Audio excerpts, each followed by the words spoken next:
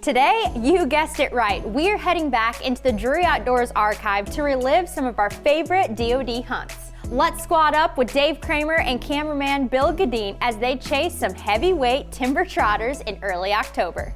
Wait until you see this buck's rear rack. I'm Taylor Land, and thank you for watching this Throwback Thursday edition of DoD TV.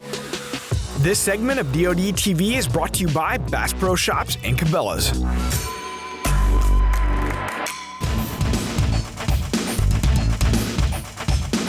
Well, it's the summer of 2006, and Bill and I, we've made big plans for this year. A couple of particular deer we got, we were pretty impressed with. One had a double main beam on his right side, happened to be on Dave's ground. We were driving the roads one night, I think it was the 9th of July. We jumped out, we hiked across the bean field and stopped and glassed and immediately saw a really nice buck. A double main beam buck that we had captured earlier on wildlife eye footage. Dave was telling me he was pretty excited about having this deer in his neck of the woods.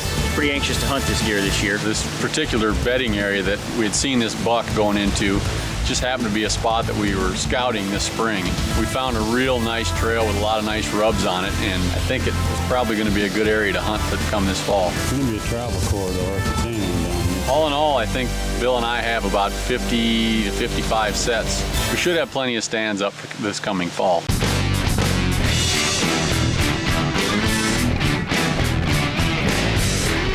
Now that all the stands are prepped, it's time to get at the food plots. I didn't have access to any big machinery, so Bill and I made a trip down to Cedar Rapids and rented out a little dirt digger.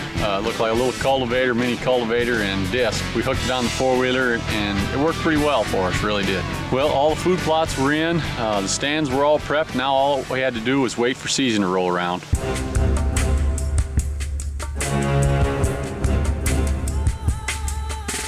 Weatherman was calling for a south-southeast wind today. We get in here and it does a complete about face and it's blowing north, slightly east, which is completely not what we want. So we're back in quite a ways and we don't expect to see any movement till about 8 o'clock anyway. So we're gonna sit here and see what happens. I probably won't hunt this spot again.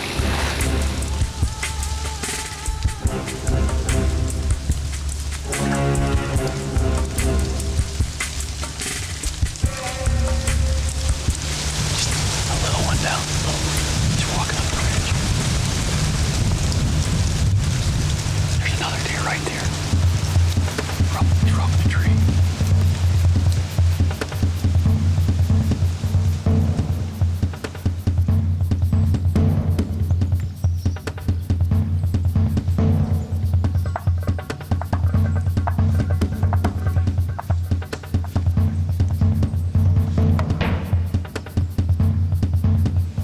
Well, I got my binoculars up and immediately saw that right beam, that extra beam, and I knew exactly what deer this was.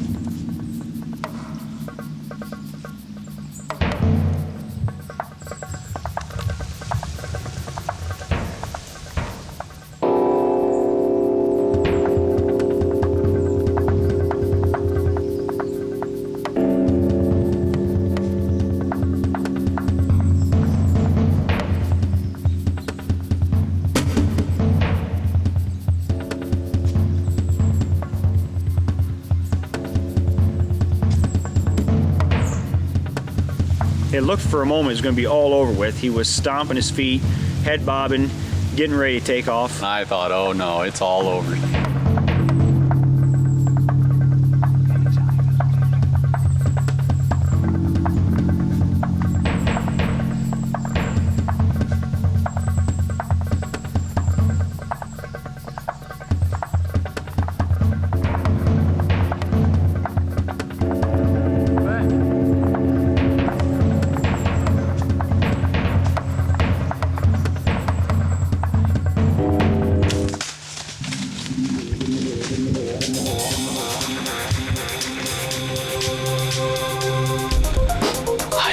just stroked him. Yes, he's down. That's a 4.5. He's got a double beam on his right side. I didn't know how big he was, but I think he's in the 140s. I can't believe this. I don't want to act like a dork, but I've never shot a buck this early in the season. Yes, we're off to a good start, buddy. I'm done already. What do you do? You follow me. Both of us were so pumped to have a deer down on the ground earlier than either one of us has ever shot a buck. This is right where that buck was standing. He was standing right on this scrape. He hadn't worked it yet, and then he turned and come around the backside and had a shot right through the hole. And here we are, right here. We just crested a small knob in the timber there, and I could see a patch of white hair laying on the ground. Key, buddy. Right there he is. Let's just take a look. Boy, it's amazing how you can come into a spot. You picked this stand last spring when we were shed hunting out here and actually scouting scrapes and rubs. We found some real dandy rubs on this ridge. There's a bluff that drops off the backside.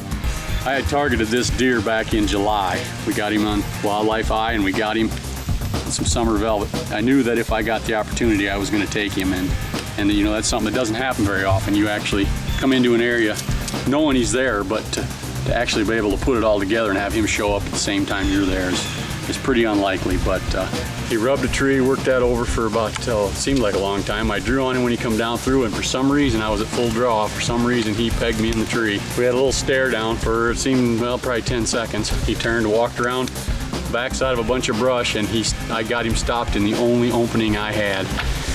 I think it's a hard shot. Look at the gaping wound that Rage Broadhead left in him. Just a beautiful, beautiful buck. The earliest I've ever shot one in Iowa. What do you think, Bill? I think I need one now. It's real special to see a deer in the summer like that, target it as an animal you want to hunt, and then put it together by harvesting that deer in the fall. Yes, we're off to a good start, buddy. The most exciting part about the hunt now is that Dave's done and the rest of the season is all mine. Forecasting deer movement was just the beginning, and DeerCast has evolved into so much more, offering groundbreaking new features like DeerCast Track, our comprehensive shot tracking guide, a 10-day deer movement forecast, and DeerCast Custom, the ability to tweak our proprietary DeerCast algorithm to best represent your individual hunting areas. Because we don't want to just get you in front of that perfect whitetail. We want you to be ready for everything that comes after. So get ahead of your game and stay there with DeerCast. We're adding new videos every week, so make sure to click that subscribe button and check out all of our amazing content. This episode of DoD TV was brought to you by MOTV. For full episodes of Bow Madness and all of our outdoor channel content, head over to the MOTV app and view it today.